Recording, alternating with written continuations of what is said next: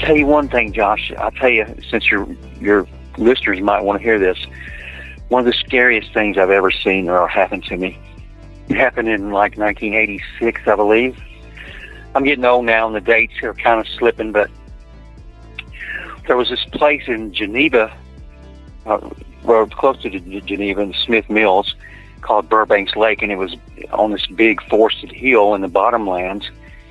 And it's this big lake nestled in between two old cemeteries. One was a slave cemetery, and one was the slave owner cemetery. So we always heard it. This lake was full of monster bass. And Buddy, I've always been an avid fisherman. That's arrowhead hunting, fishing. That's me. And even after 1975, the crazy stuff that happened, I never let that bother me. I never let that keep me from going into the woods and enjoying what I love. And the woods is like my home. So Burbanks Lake, and there's monster bass. We've always wanted to fish. We heard tales about it for years.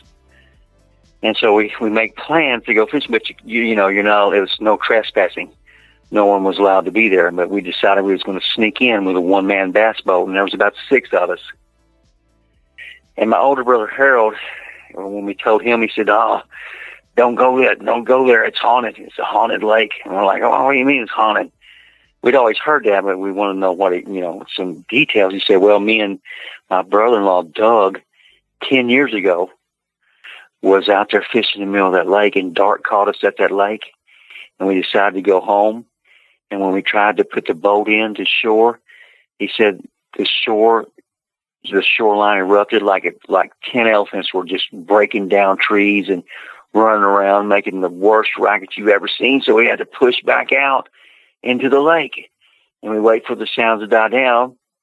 And we'd try it again, and every time we tried it was the same thing. It sounded like a bunch of elephants was there waiting for us. So we ended up spending the night in the middle of the lake, and in the morning when the sun came up, we made our escape. So y'all don't go there. Well, we weren't scared, even though we've had lots of things happen to us. We decided we're going to go do it, and we went and did it. We snuck in, and there was 2 men on the one-man bass boat fishing. And unfortunately, I didn't get to be one of them. And so we just had to walk around the lake, and I'm fishing, casting my lure in as I go. Copperheads and water moccasins everywhere. Just everywhere. And it's kind of scary just how many snakes was there. But we made our way over to the other side of the lake, and I just had caught a 2-pound bass on my plastic worm. It's the only fish anyone ever caught that day. But and we put it back in, and I cast my lure out again and got it hung up in a tree limb. I'm like, "Oh man, it's the only lure I got. If I lose this lure, then I'm done fishing. I just have to stand here till everybody gets ready to go home." So I grabbed my pole and started walking backwards, right, trying to use enough exertion and force to free that lure, and it came free suddenly, and so fast. It hit me right in the chin and buried 2 of the 3 treble hooks into my chin. Ooh. So it was really a memorable night. And so it took everybody we had a half-a-gallon jug of kerosene with us just for emergencies in case we had to build a fire or whatever. And it took everybody to get that lure out of my face. Right? Just pulling my face and stretching it, pouring kerosene on it, and finally got it out. Well, by that time, it's getting dark, and it takes 30, 45 minutes with 2 people on that one-man bass boat to make it to the other side of the lake, and 30, 45 minutes to make it back. So he started ferrying everybody across the lake, and it ended up me and my little brother Victor were stuck on the other end of the lake, and night fell. And I just had enough time to gather up a few little twigs and dry branches. There was hardly anything dry because it had rained 2 or 3 days before, and everything was still really wet. So I used the kerosene to start the fire. And it was pitch black, Josh, just pitch black over there, and really creepy.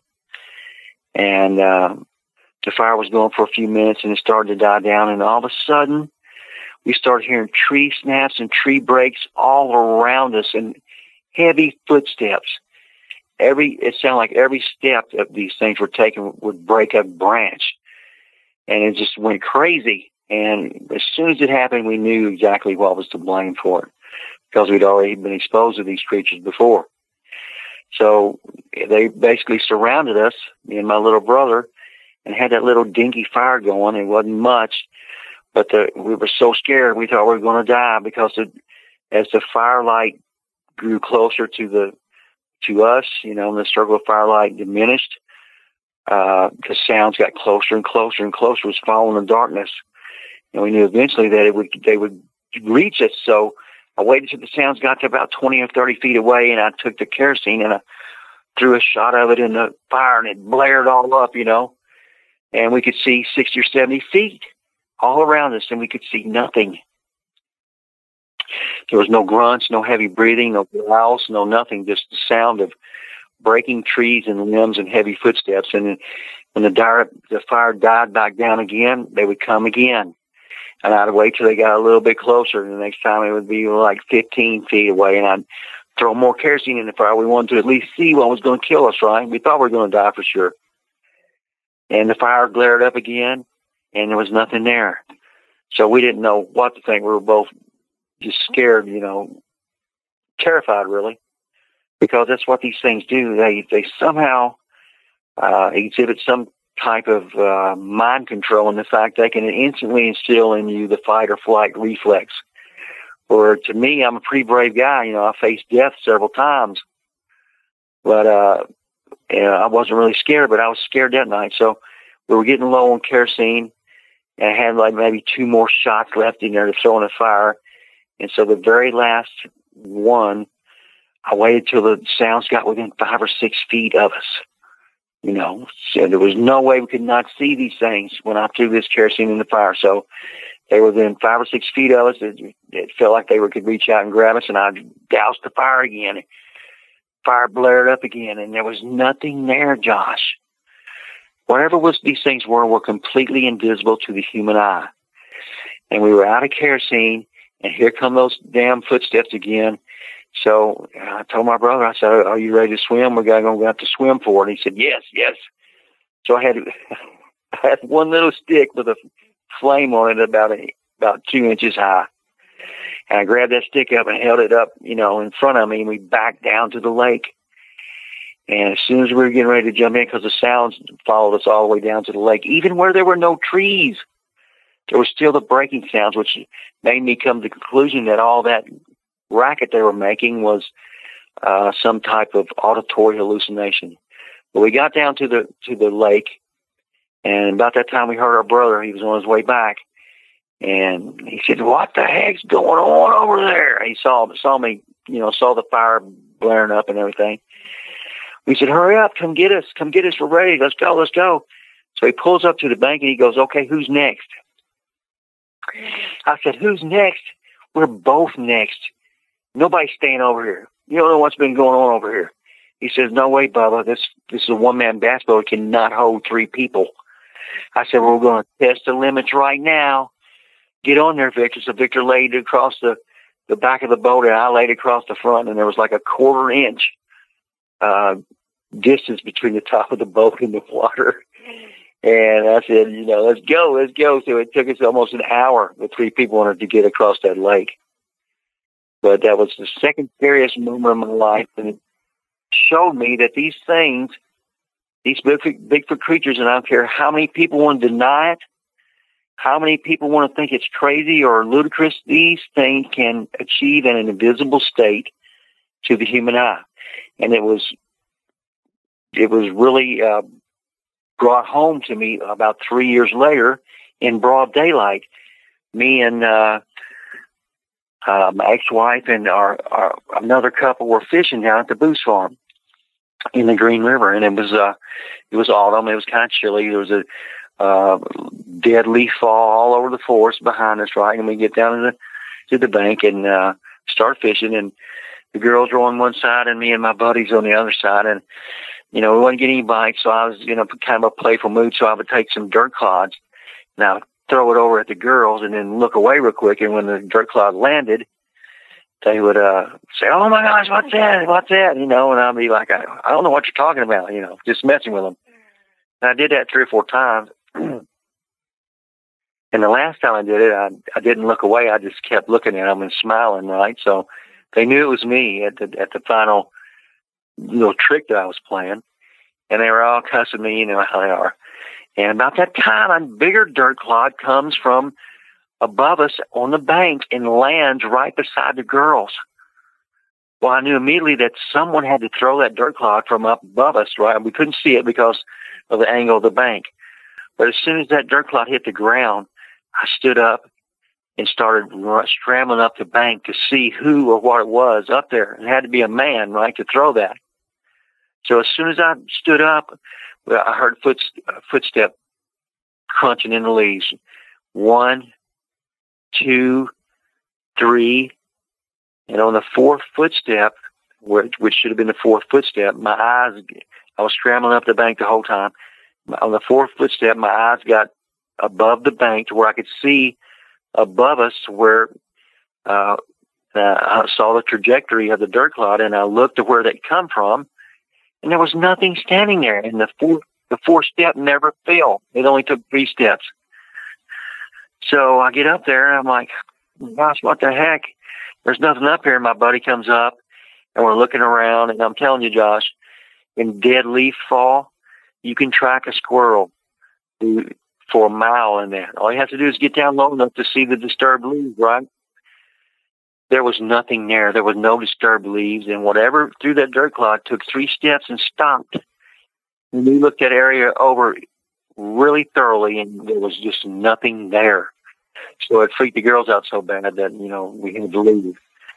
So that, you know, whatever these things are, and I know a lot of my peers laugh at the notion that they can cloak. That's what they call it, cloaking.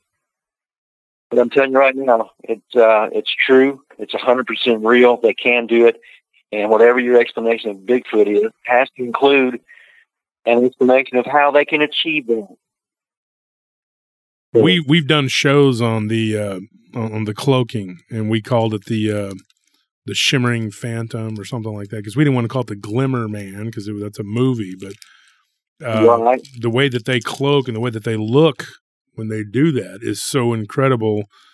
and I had people giving me stories from all over, you know, and it was just, it's crazy some of the things that they've told us when we were compiling some of those stories about the cloaking, and I believe that it is a Sasquatch cloaking. I don't know about Dogman doing it, but I know that Sasquatch for sure. Some of the things that they're, you know, and I've had a couple people tell me Dogman too. But I mean, I don't know. I don't know about Dogman. Yeah, I haven't heard as many stories about that as I have Bigfoot. So, really? Yeah, not with the cloaking thing, you know. I had one guy that said that he was watching this thing. This was recent. This was after, because every time I drop a show, and I've told you this, Barton, I'll get flooded with reports about that subject, and it's like, okay, well, I just dropped the show, so I got to wait until, you know, I don't want to drop another one of, you know, within a month. But a guy sent me one. He was a hunter. He was up in West Virginia, and he was hunting, and West Virginia is very wooded, very, you know, and so he was up there in a tree stand, and he said that it began to rain, and he said he saw this thing that looked like the Predator. And so when I asked him, you know, you have to ask, because I already kind of knew where he was going, and I said, okay, did it look like the Predator from the movie? You know, was it chasing Arnold Schwarzenegger? You know what I mean? And he's like, no. I mean, when it, you know, you can see when it's cloaked, when it has the glimmering, shimmering looking, you know, you can kind of see it's there, you know, it's invisible, but it's not. And then he started going into detail, and what he told me, he could make out the head, which looked very canine, like he saw the ears sticking up at the top, and it wasn't until it turned to the side he could kind of see the snout. And he said if it hadn't started raining, he wouldn't have saw it. He said he absolutely would not have seen it. He goes, it stood there kind of halfway behind a tree looking at me. He estimated it was about 7 foot tall, but it wasn't overly large. He said it was, you know, he could kind of make out the size of the body. He said it was kind of lanky.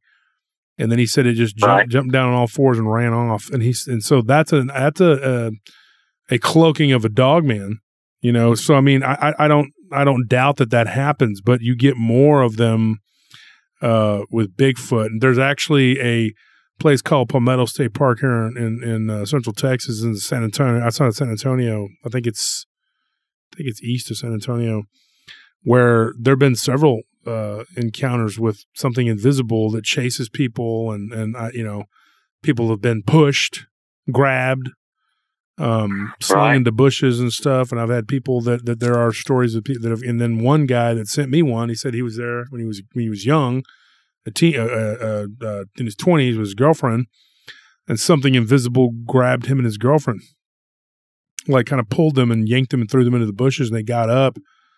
But it was more like a mischievous thing, you know.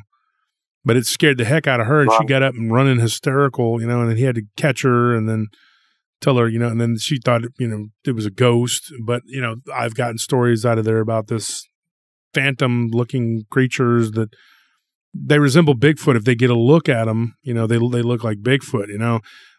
Recently, I know I just talked about it on my live stream. I don't know if you saw the live stream last Tuesday, Bart. I know you watch it sometimes.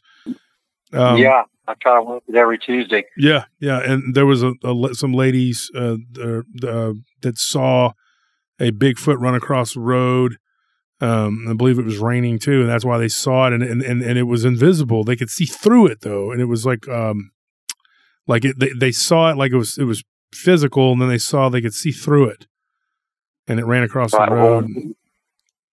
Right. Both times that it happened to me, Josh, I could not see any outline like the predator or any other outline at all. They were completely and utterly invisible. And I've had lots of people, you know, I've been honest about it ever since I've been a public figure, and so many people scoff at it. But I've had people tell me their own stories where they see these things walking through the woods. You can only see them from the waist up, and you couldn't see the legs. The legs were invisible.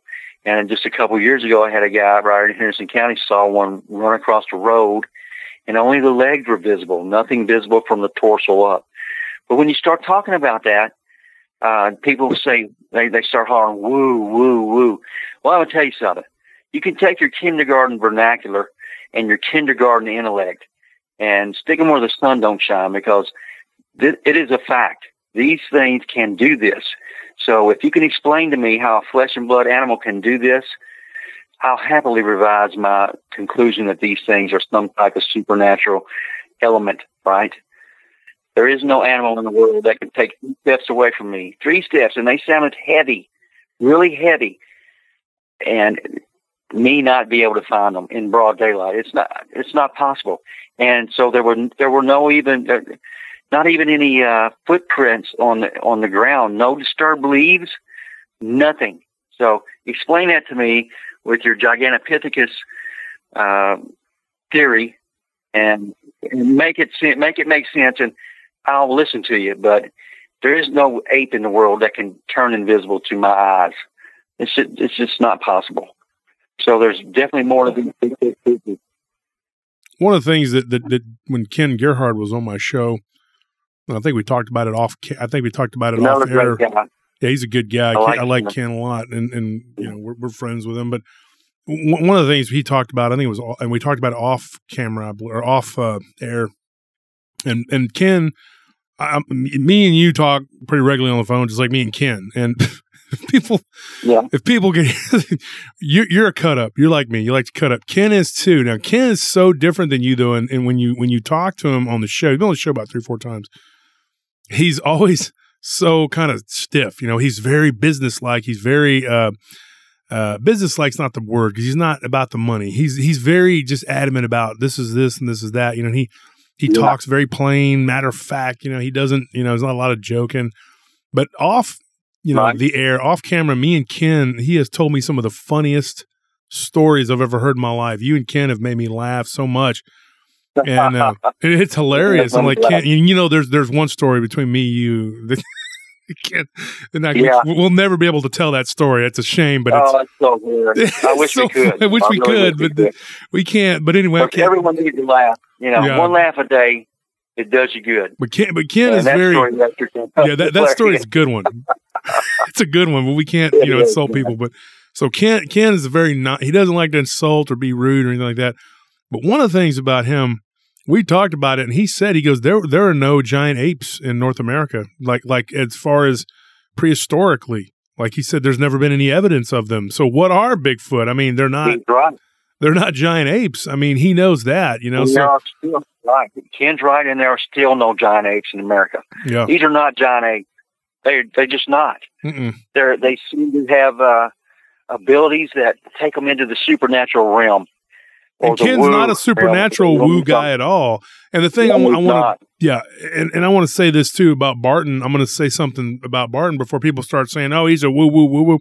No, Barton and me have a very similar view. We believe that there's more than one thing going on, and you can't put everything into a box and say this is what this is what that is. One of our colleagues, and we're not going to mention names, and I'm not going to say, but he believes that.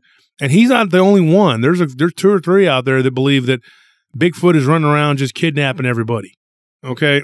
I mean, it sounds silly when you say that. Okay, yeah, that could account for some of the things that are going on, but this person's very hostile toward the flesh and blood people, whereas I'm kind of middle of the road, and I know you, Barton, you know that there is very possible. There's 2 different things going on. I'm not trying to talk for you, but we've spoken at length about this stuff. I mean, it's very, I'm not hostile to anyone who believes different than me. That's not me. I don't believe in hostility to someone who's just trying to tell their point of view or their story. I would never disrespect somebody just because they believe me, right? And I'll be frank. Most people, when I tell that story, I'm sure they don't believe it. But it's true. And one of these days, you're going to have to reconcile that with what the lines that they're thinking along. It's not right. It doesn't explain anything. The Gigantopithecus theory doesn't explain anything. Nothing at all to me. And not only that, but I mean, when you start looking at some of the things that have happened to me, all right, and I'm gonna tell this, and I don't know if you're familiar with it, but it was called the Tower, the Haunted Tower. I did a show, the Haunted Tower, yeah. And I've told you, Barton, off air, that was one of the most terrifying things that ever happened to me. I was a kid. I was just a kid. I was an 18-year-old kid. And it was a horror. I mean, an absolute horror. I had no choice. I had to work, sink or swim, And back then, jobs weren't just hanging off of trees like they are now. And so I was like, I had to work, and I was a sink or swim. I had no safety net. I couldn't call mommy and daddy and ask for help. That wasn't an option. I just couldn't do it. My dad was just not a dad. That he just wasn't a person he's just not going to help you. He's just that way. He's just not that kind of guy. He's not a nice guy. So I just couldn't do anything. So I suffered for months working at this haunted building. And let me tell you something. I saw the same thing I saw when I was 15. I saw this dog man when I was 15 years old with my friend Daniel.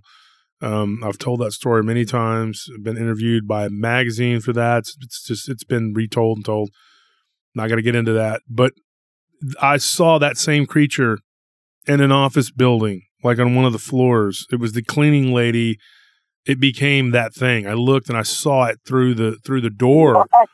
Yeah, I saw it through the door of the of where the cleaning supplies on each floor, and she was in there, and I saw it, and I'm going like, okay, I closed my eyes, and I thought, this is not correct. That is not what I saw when I was 15. That is this demonic entity.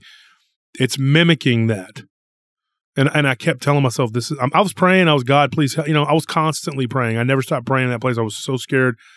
And I said, that is not what that is. And the weird thing about that building is it affected somebody horribly, some people horribly. Some people, it affected them, kind of just like in, like a normal haunted place. And then some people were completely out of touch with it. They didn't, maybe something would happen.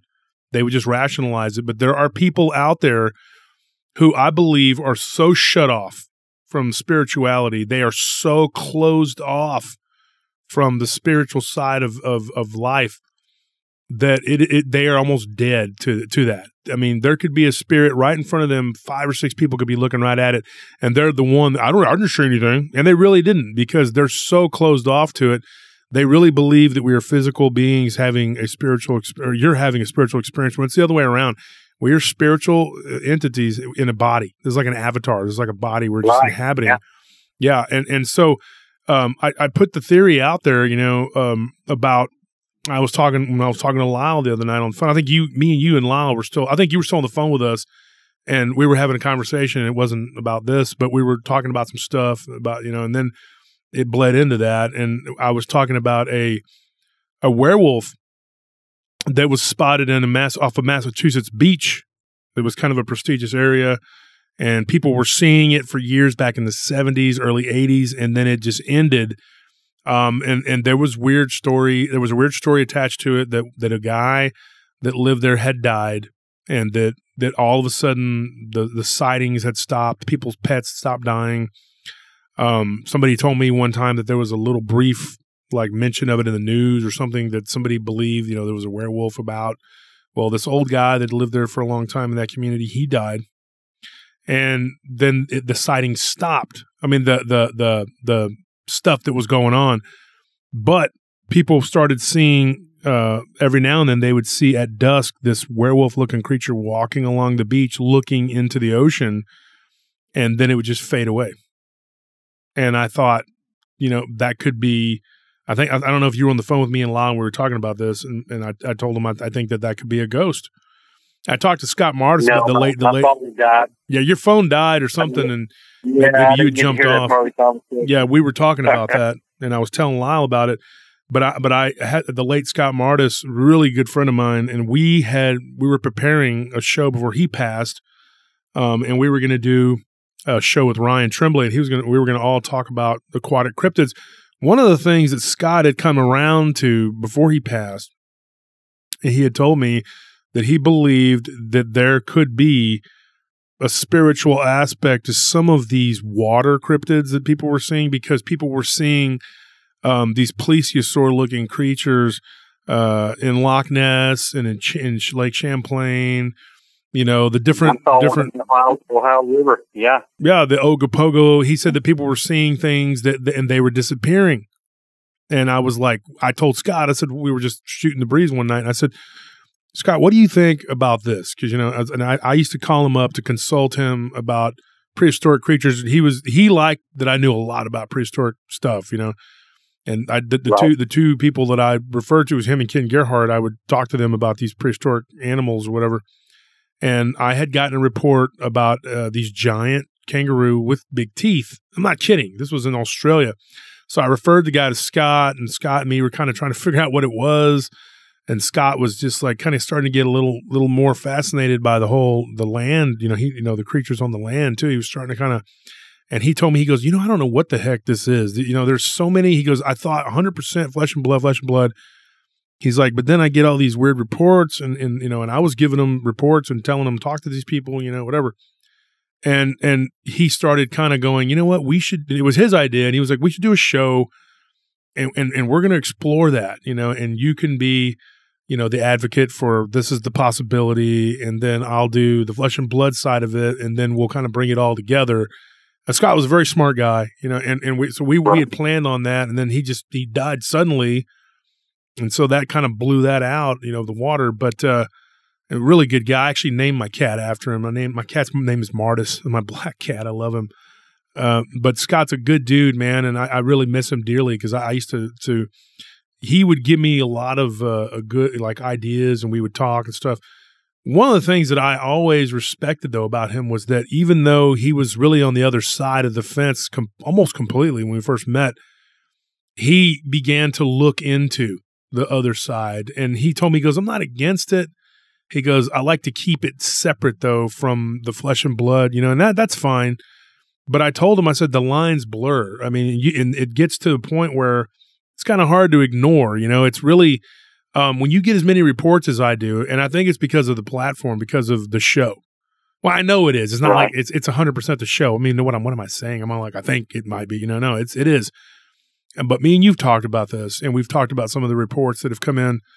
It's so weird. Every time I drop a show, you'll get 10 reports just right off the bam, bam, bam. You know what? I heard your show the other day. I know a person that had this happen to her, and she's, I'll put you in touch with her, blah, blah, blah.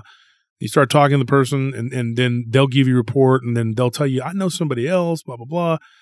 And then it just goes on and on and on. And then you can do a whole nother show, and it just blows up. It builds up.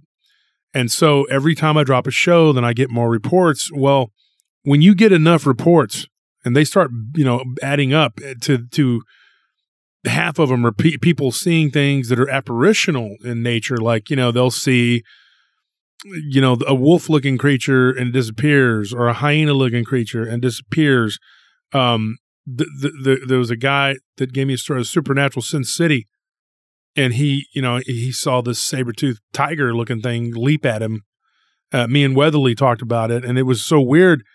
Like, he was trying to take a leak, and this thing had jumped at him, and he goes, and I closed my eyes, I got prepared to be attacked, and there's nothing. It disappeared. And then I got in my car, and he got out of there, and it was in the desert going toward Las Vegas. That's a creepy area anyway, but there's reports of that like all the time. How do you ignore those reports, right? Yeah. So you have cognitive dissonance so bad that any report that doesn't line up with what you already believe, then you throw it out. Well, that's the worst kind of researcher, the worst kind of investigator. I just can't imagine having that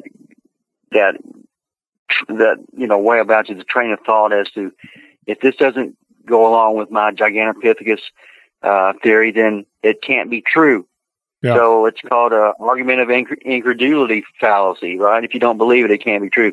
But as far as the aquatic anomalies and the water monsters, I can only, and it really just goes to about anything that I've experienced, I can only go by what I know and what I've seen and what I've experienced with my own eyes.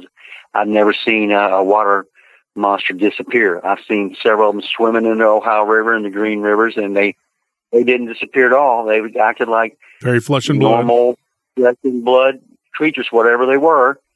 But who am I to say what they are? Because I really don't know. All I know is what I've seen, and I tell the truth about everything I've seen, even though it might hurt my credibility. I don't really care. I don't care about my reputation. I'm not trying to make money. My words are not stifled by the fact that I'm trying to preserve my income. So I'm perfectly free to tell the truth in everything that's happened. So I have no repercussions. So if I tell the truth and it's not what everybody believes, it doesn't hurt me at all. Well, Barton, you're very much like me. Yeah, you're independent with you have a very successful business that you run. I know that about you. And you make your own money. You don't need this. I don't either. I don't either. I don't need it at all. If this ended tomorrow, I'd be fine. Right. If I depended on my income from my books or whatever, I would have starved a long time ago. It's the internet society that we live in that people don't really read books anymore. Not many. If you can't read it on your phone or the PC, then most people don't read it. So and podcasts are making. I have no chains. I have no bonds on me, chaining me to the theories that are just the most popular and make the most money. I don't care about that. All I want is to get at is the truth, whatever it is. And the truth is, these things are, especially Bigfoot, they're not what people think they are. And anything that can become invisible to me right in front of my face is not a flesh and blood creature to me. Unless you can explain some kind of natural way that they can do this, then my conclusion is if just one of these things exhibits supernatural abilities, then every one of them must be at least suspect by association, right, until something's proven to me differently. And if one day that I'm wrong about this, Josh, and somebody kills a Bigfoot and brings the body in, then I'll say, look, I was wrong. Yeah, well, even that doesn't prove that there's another element going on. Not to me, because the chimeras running around and everybody's making distinctions between Dogman and Bigfoot. And I heard somebody the other day say, well, Bigfoot's human. The DNA's proved that. But the Dogman, they're not human. Okay, so when it comes to these hybrids, how do you make a distinction between ape-human hybrid and a wolf-human hybrid? by their logic, that all of the cameras that have half human, then they're all human, right? So to me, Bigfoot is not human. I don't care what anybody says. No human being can do the things it does. No human being has the form of mind control that this thing does. I've talked to people who hear heavy footsteps coming up to their tent at night in remote locations and scare the crap out of them. And what do? Inexplicably, they lay down and go to sleep. So, that's not something that you would do, right? So it's something that was forced on you by these things, however they do it. They definitely, there's some ability out there that they have, and then the infrasound. That's another one, especially with the Dog Man. I've gotten reports of a guy who worked for, well, he was technically a police officer, but he was kind of doing a security detail out near a water treatment plant, and he saw this creature. Long story short, I've told this story on DER, and he gets out, and he works now. He lives out in Arizona, and he's had nothing weird happen to him ever again. But a buddy of mine, his buddy worked for that group. I don't want to say the name, but then, and so he said, I got a guy that can tell you a crazy story. And so the guy met me and my brother. We were at a bar, and we were at my friend Arash's bar, and we're just sitting there talking, and this guy tells me this crazy story. There was 3 of us there, me, Arash, and D. And so we're sitting there listening to this guy, and he's a cop, and he's chain smoking, and he is so nervous, dude, and he's drinking beers. And so I told him, let's slow down on the beer. Let's, because he goes, I'm just so nervous when I talk about this. And he said that this thing went, and it just, the infrasound, he said it went through my body. He said, and then he said, and this is another weird thing. He told me this, like I talked to him a few months ago, because he had a hyena Dogman sighting, which I'm going to tell eventually at some point, but I was going to give it over to Ryan, let him look at it. But he was doing a report near Scottsdale, and he picked up a report of a colleague of his. He didn't work near Scottsdale, but this guy, a friend of his, does. There's a cop that had a hyena cryptid sighting, and so, anyways, he was saying that this infrasound loosened up kidney stones. Like, I'm not kidding. He said that. He told me, Barton, he said, dude, he goes, I had kidney stones, I guess, because right after that I had 2 of them, and they just, they came out real quick, very painful, and the doctor said they might have been up there for a while, and they just loosened up, and it was right after that infrasound. That thing's roar went through his body, and it loosened up his kidney stones. That's what he thinks happened. Wow. You're talking about some power. He said it hurt his chest. He said his heart was skipping beats for 2 days, and he thought, man, it's either the anxiety. He told his wife, was his fiance at the time, but he told her, there's something wrong. I'm having anxiety. And he goes and they look at his heart. His heart was skipping. Eventually, the doctor said, well, it'll, whatever. So it did. They gave him some medicine, whatever. But he said his hands were shaking. He kept, just waking up, having cold sweats. He said he was having nightmares, but he couldn't remember them. Just a lot of weird stuff, and these creatures, they do these things. And now, one of the things that I was going to talk to you about when you've done all this research on the LBL, the land between the lakes, I wanted to get into that. Yeah, actually, I was the first one to do that. Yeah, 15 years ago. I mean, so one of the things that we learn that could possibly be, not saying that it is, but that we learned that these weird looking creatures that were seen there. And I got a report out of that area of some things that I think looked like devil monkeys. They were kind of like a smaller, more slender, and it's odd. I got that report, and then Roger, he comes out and says, hey, these things looked more like they had human-like legs. Not really human-like, but the way he described them to us was that they were, long limbs, but they weren't dog-like. They didn't have the backward bent legs, which to me is a telltale marker of a dog man. I mean, all these other things that people are seeing with the straight legs, I don't know what that is. That's, Gugwe maybe or something. I don't know. But me and Ryan did a whole show on the Gugwe.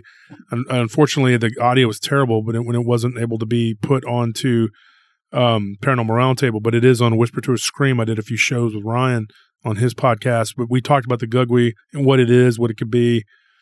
But this thing that Roger described to me and you and the Hendersons, Johnny, that these things had normal legs. They didn't have backward bent hawks, you know.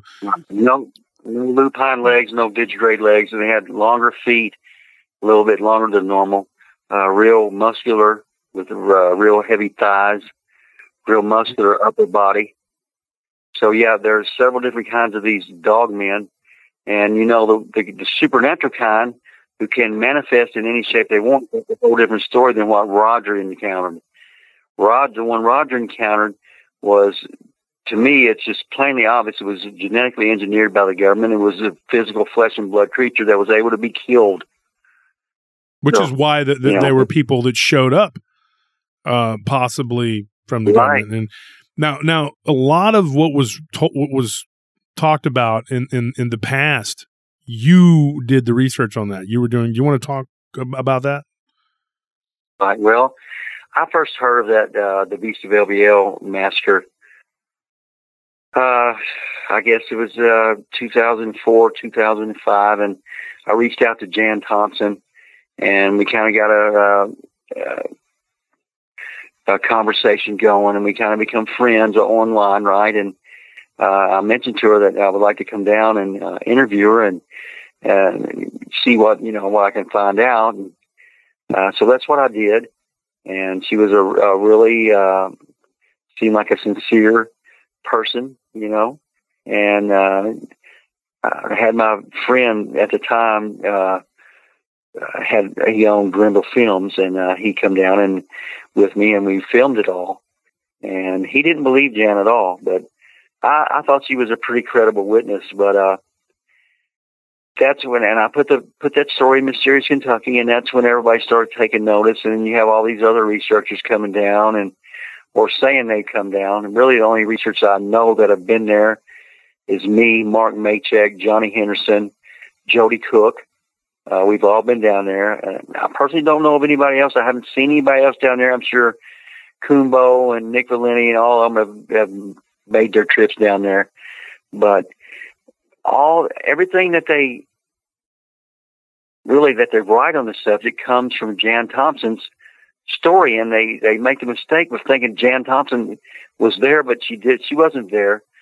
She heard the story secondhand, according to her, from two cops that worked the scene. So that's a secondhand story right there. So why is her story more credible than Roger's? To me, it isn't. They're just as credible. Each one is just as credible as the other. It's plainly obvious that the scene that Roger left was altered and staged after he left to resemble an animal attack, which the local authorities found. So, I mean, it's pretty elementary if you just have an open mind. And I've talked to Roger for at least 150 hours. I know he's not telling a lie. I know he's telling the truth. And it's just something, it's a gift that I have, really, because I've talked to so many liars, and I've been around pathological liars my whole life. And so I can tell the difference. And when you broke that story with Jan Thompson, that kind of like gave the story a life of its own, and it kind of made like everybody believe that that's the narrative, right? Right, exactly. And keep in mind, that's just a story that was told to Jan. Jan had an experience of her own where this creature came and attacked her house with her cousin in it, a couple of her cousins in it, and that's how she was able to describe it to me, where I could sketch it for her. And that's where the Beast of LBL sketch comes from. So that became the narrative, basically. And so all the arguing and fighting that was done on my show on that Tuesday live streams was, and you kept saying this to me too, in private and in public. You were like, look, all of this is based on this, the story that I got from this individual, and the arguing over the validity of any other narrative was really pretty ridiculous. That's what you kept maintaining that, and, right. And so if somebody else comes along and you were very honest and you were like, look, if I was wrong, I was wrong. And I want to be the first one to admit that I was wrong. And I thought that was very admirable. And folks, if you want to question Barton's integrity, I can tell you right now, the guy doesn't make money off of his books. In fact, I'm going to come out and say this. Most of the guys writing these books and doing all this, they're doing it because they enjoy it. They're not really making a lot of money off of it. You might be able to scratch out a living, but, you know, Nick Redfern and Ken and Lyle and David Wedley and all these guys are my friends. They're not making a bunch of money off of this. There's people that say the most ridiculous things. I'm going to throw this out there, that we're all just making money. We're just getting rich off of this.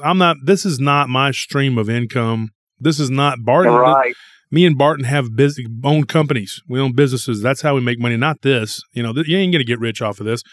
Ken and Lyle make a living, and that's it. But Lyle has a band too, so he does that. But they're not making a bunch of money. You know, you think they pay you a bunch of money to go on TV? They didn't pay me that much to go on there and tell my story.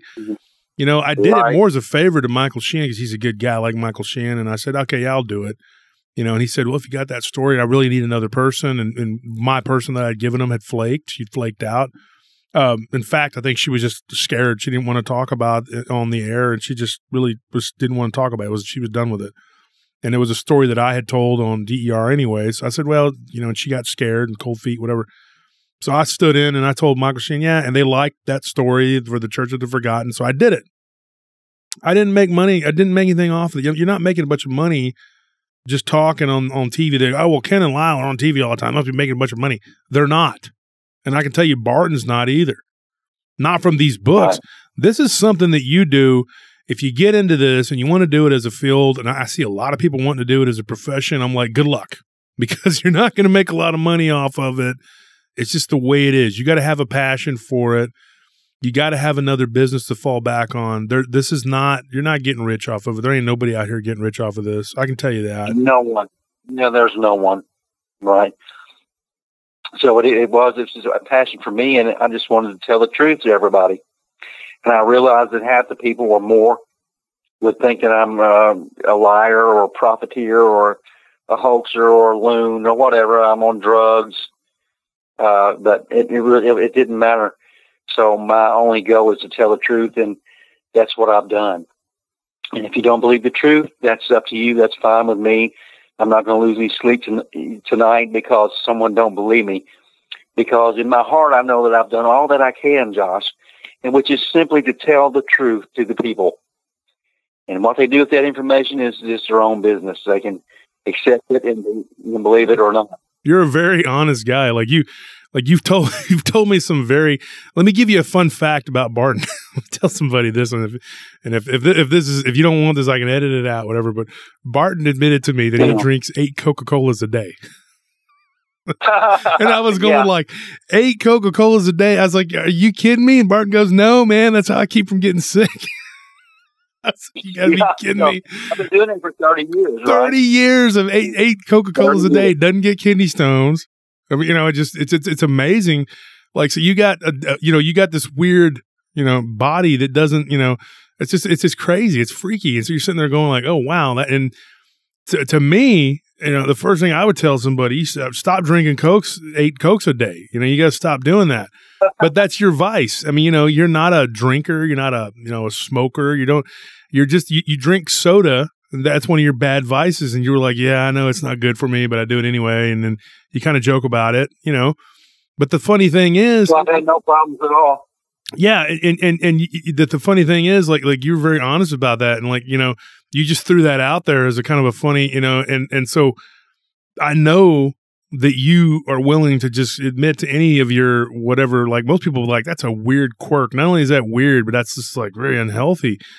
And you just told me that, and I was talking about trying to be healthy and doing this and doing that, and you were like, yeah, I drink 8 Cokes a day.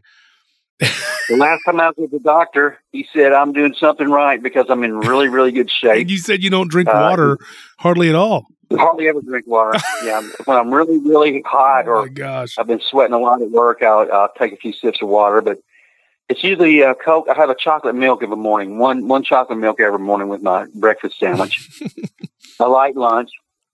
But my metabolism is so high strung, Josh, that, I don't gain weight. I could eat 20 pounds of food one day And the next day I've lost 3 pounds, you know. I can't, Nick and Lyle and Ken are all, and here's another fun fact. It's weird. It's very weird. You, Nick, Lyle, and Ken are all the same age. You were all in bands, rock and roll bands. Lyle still is.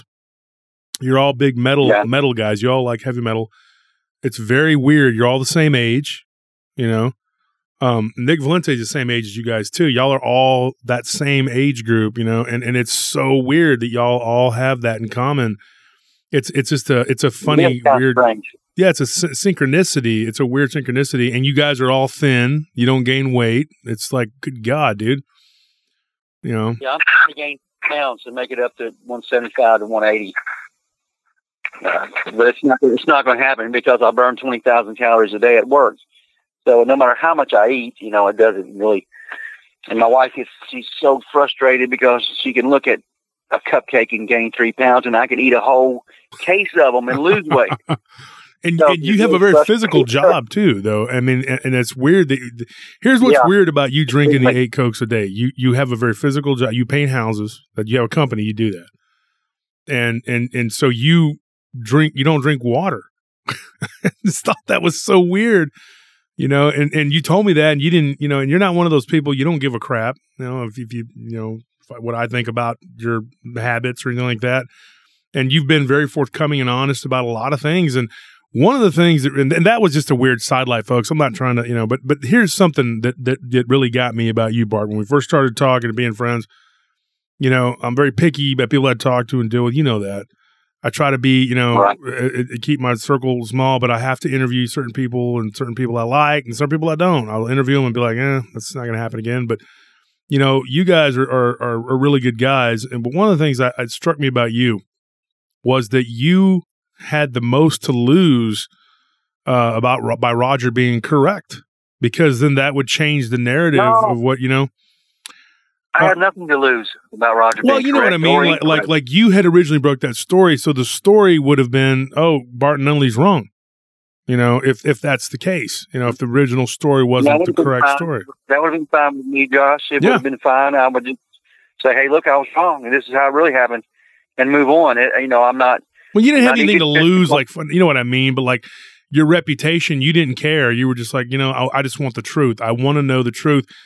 And that right there, yeah, exactly. That struck a chord with me because I thought, you know, here's a guy that's willing to say, and most people would vehemently defend their narrative that they've been saying for 20 years.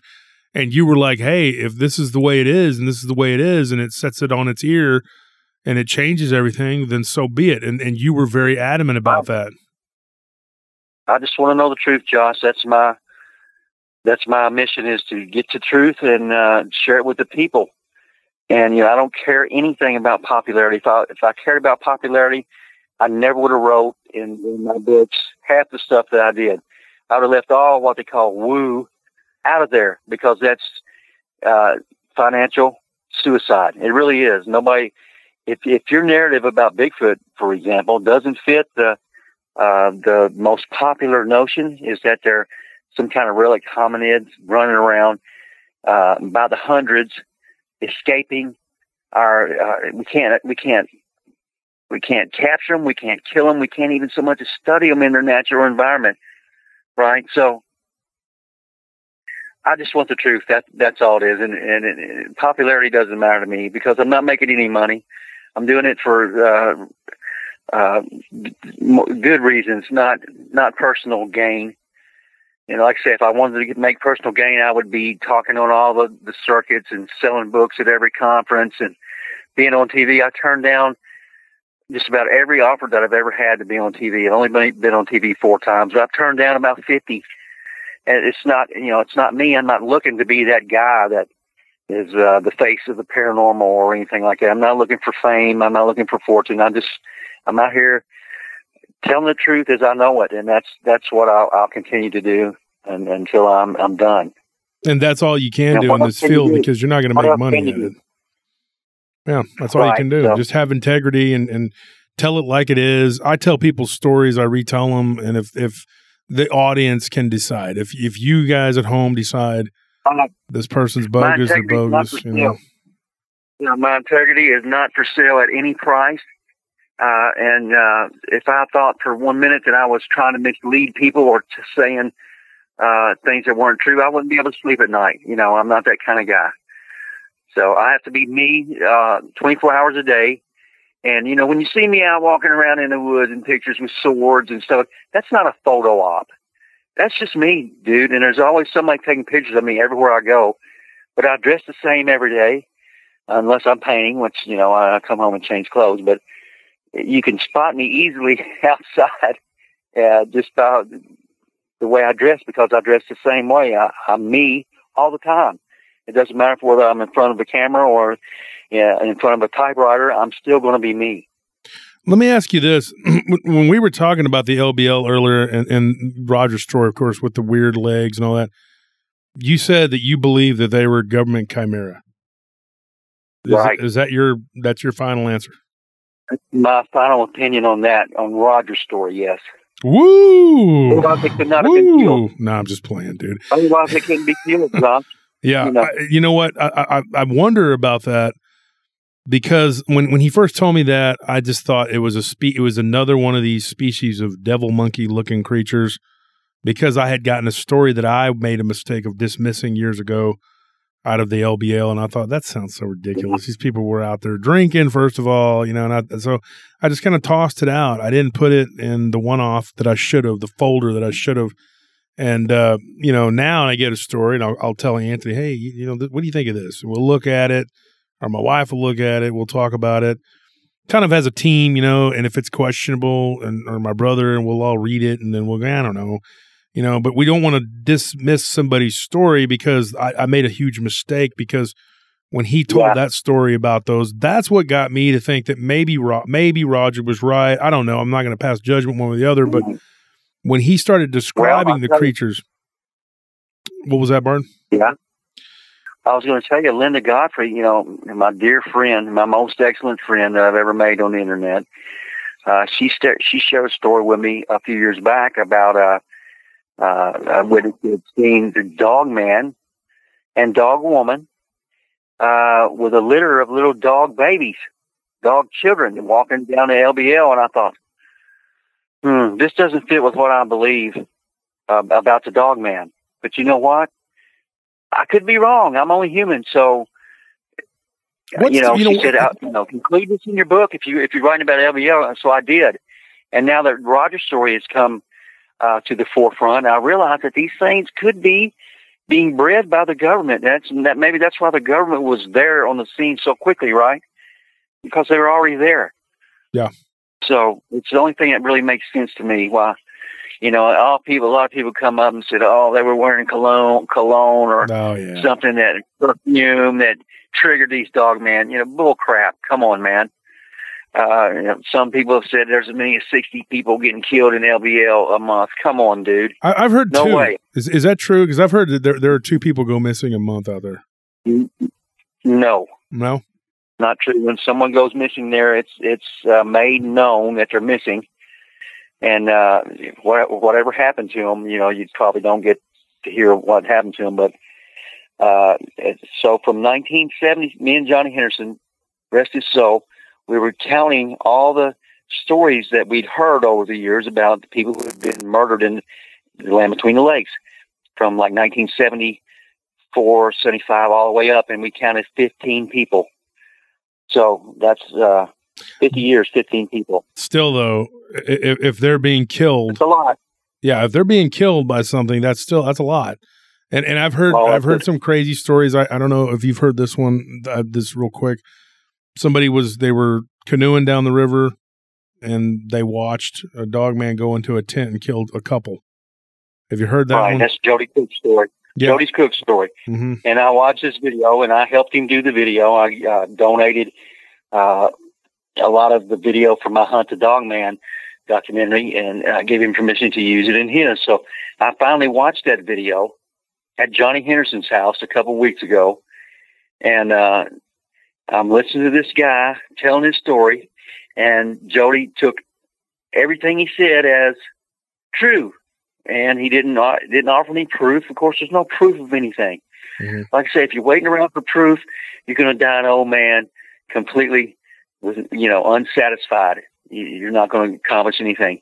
So you have to find the proof in the integrity of the witnesses and the honesty of the witnesses. But Jody he took everything this guy said as true without proof, and yet he demands proof of everything Roger says. Okay, well, let's demand proof of something Jan Thompson says, right? She can't provide any. No one can.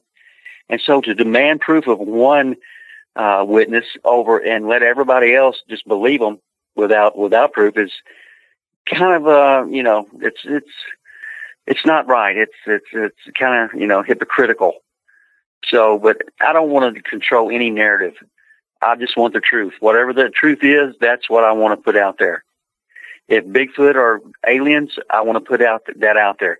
If they're something else, then that's fine. It doesn't matter to me. I have no dog in the fight at all. I'm just a guy out there trying to get to the bottom of things and let people know what's going on. And it doesn't matter to me what it is, as long as it's true. Yeah, Barton, one of the things too. I want to make clear, Josh, that I believe Jan. Mm-hmm. And Jan doesn't believe Roger, but that's because she can't understand, like Jody, that the scene was altered after Roger left. The scene was altered to make it look like it's something that it wasn't. And instead of the dog man being in the tree dead, they put the little girl up there and maybe slashed up the bodies a little bit to make it look like animal attacks, right? But it's the same story. A lot of people think, well, it's got to be a different story. No, it's the same one. But there's two different scenes, one the original scene and one the stage scene that was allowed to be found. So if you just think about that for a second, you'll see how much sense that makes. And, I would never, ever be hostile to any witness for any reason, much less because their story differs a little bit from what I've said or written or anything like that. I treat witnesses with respect. I'm grateful that they'll come out and tell their story, which, the atmosphere has changed over the last 30 or 40 years, Josh. Back when I first started this stuff, people, if they come out and admitted to seeing something like this, they would be ostracized, ridiculed. People have died in Kentucky because they've come out and told their stories. That's how bad it used to be in the 60s and 70s. But now the atmosphere is totally acceptable. Come out and tell a story and, you're not really put through the ringer like you used to be. So still not totally accepted, though. I can tell you from being not totally, but 70%. Whereas back when I first started, it was maybe 2%. Yeah. Oh yeah. It was accepted. You couldn't really. I've always had a gift for walking up to somebody and engage them in a conversation and extracting from them the strangest things that's ever happened to them in their life. I can.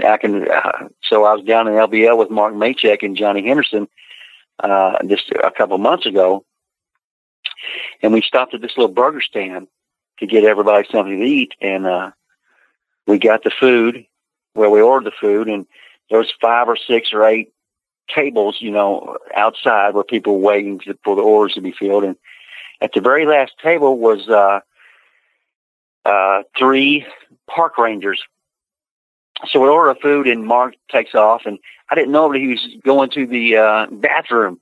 I'm just following, like, well, where's he going? Where are we going to sit down to wait for our food? And I'm about 10 or 15 feet behind him. I see him take a right into the bathroom, and I'm standing right beside the park rangers, right? So I just sit down at the table right next to him, and I'm 3 or 4 feet away, and I start talking to him. Hey, guys, how you doing, And they seemed real friendly and everything. And one of the guys actually I brought the conversation up that I was a writer and was down here looking for stories about Bigfoot and Dogman and everything. And one of the park rangers actually confided in me that he had worked in 8 different parks in the last 10 years or 15 years. I can't remember how long he'd been working, but he had seen Bigfoot in every single one of those parks except LBL. So I gave him my number, and everything, and maybe he'll one day he'll decide to call me and give me some more information. But that's the kind of man I am. I have a gift for bringing out conversation, and people trust me. I don't know why, but they trust me to tell me things they wouldn't normally trust people to say. So I've always been lucky. Let me ask you this. You said that park ranger had seen Bigfoot in every one of those parks but the LBL. Why is that? Right. Well, he just started working at the LBL a couple months before them, and he had a supervisor sitting beside him, and he was a bigger guy with red hair. And when we started talking about this, he started giving this guy a look, better shut your mouth. But the other park ranger didn't. He was more than willing and more than happy to tell me, And I don't know. I hope he didn't suffer any consequences for doing that, but it's people like that's where you get your information from and you get your knowledge. It's not science. Science is completely helpless to tell us anything about these creatures. Yeah, you're right. It's incomplete about a lot of things. Right. They're unwilling to do it or incapable of doing it. So, and it's like this COVID mess. Follow the science, okay? Well, science doesn't mean what it used to mean. So once this COVID mess has proven that science can be monetarized, privatized, and propagandized. So you have to ask yourself, whose science are we supposed to follow now? The science that I follow is my own eyes and my own logic, right? Barton, what about this theory that and has been proposed to me, and I actually talked to Johnny about it too. We've gone over it before, but I mean, just to reiterate for the people that is there a reason why there's Dogman more often than LBL than Bigfoot? I mean, is there a reason? They're about the same. About the same down there. But one is in the north, one is in the south, and is that correct? Right. Dogman's in the north, usually, and the Bigfoot sightings take place in the south. But it is. I guess let me rephrase that question. Do you think that they stay out of each other's territory? No. Because the Scottsville monster incident that happened in 1975 involved both Dogmen and typical Bigfoot inhabiting the same area at the same time. So, no, I don't think they stay out of each other's area. Because there's a place down here in Central Texas, and I've talked to you about it before, and there's still a lot of people, like you said, they don't like to talk. Scorpion used to have a job at a Whataburger. There's a place here in Texas real popular, and he worked there part-time, and I don't know why. I think he worked downtown, and he was just kind of burned out. And so they needed night shift, and they actually paid pretty well. But he went and he was working down there, and he had this guy that was his boss that I became good friends with, and we started talking about all that. And he thought I was writing a book or something because I asked so many questions. But he had a wealth of information, and I checked out some of the locations, and I talked to some of the people that were from there, people that had lived in that area. And one of the things I kind of made a map. Me and my brother and Scorp kind of put together sort of a map, not precise or anything, but just blue dots were Bigfoot, red dots were Dogman. And we started to realize that the Dogmen were in the west, Bigfoot were in the east. And I was like, what the heck is going on? Why are they separate? They would be a few interminglings, but mostly, and then there was a Goatman, black, always black, and it was near this old cemetery on a place called Purgatory Road.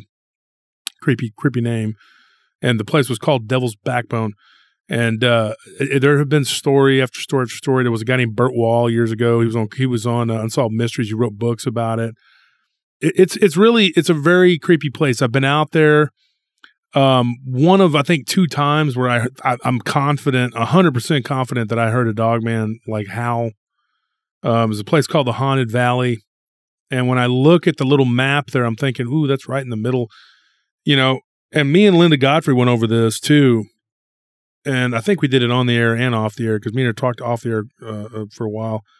One of the things that we talked about was the difference between, where you see a Dogman and where you see a Bigfoot, how there's kind of a divide.